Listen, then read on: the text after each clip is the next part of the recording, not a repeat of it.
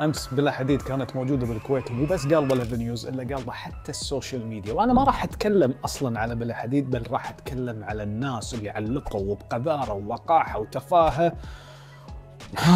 على موضوع بلا حديد. يعني كلنا شفنا الزحمه اللي كانت حاصله في الافنيوز وتدافع الناس علشان انه يصورون وياها، والناس اللي بالسوشيال ميديا استنكرت هذا الشيء شلون، وبناتنا وما بعرف ايش، ودائما يحسسونك هذيل ان الكويت يعني هي ليست جزء من هذا العالم، وهي عايشه في بلد او في عالم الواقواق.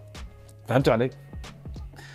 كل الدول لما يكون فيها يعني مشهور ممكن يمر، او انسان محبوب او معروف، يصير في هذا خلينا نقول الصخب اللي حواليه، سواء كان مغني ولا كان ممثل ولا ايضا حتى لو كان رجل دين، والشواهد كثيره. لكن بس هني ما شاء الله احنا ما نحب نشوف كذي. انا مو قاعد ادافع عنهم واقول ان هذا صح ولا غلط، لكن اقول ان هذا طبيعي. واذا انا بقعد اشرح لك الحين راح اقول لك انا الباراسوشيال انتراكشن وكذي، وادري انك انت ما راح تفهم كذي لان انت حدك تكتب نحن نناشد، انا ادري، فما راح ادخل معاك بهذه القصه. بس اللي انا بقول لك اياه، اذا انا كنت بعاتب، انا كعزيز كنت راح اعاتب التنظيم، لانه مو معقوله يعني شخصيه اكيد بيكون وراها وايد ناس، اجيب لي 4-5 يعني يسوون سكيورتي. التنظيم جدا ضعيف، واحنا معروفين اصلا في ضعف التنظيم بشكل عام.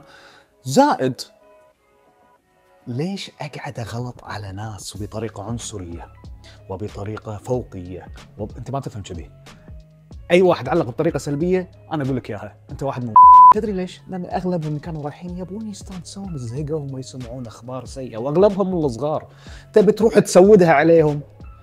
خلي الناس تعيش. زائد خلي التنظيم يصير محترم بدل المسخره اللي براسك. فهمت؟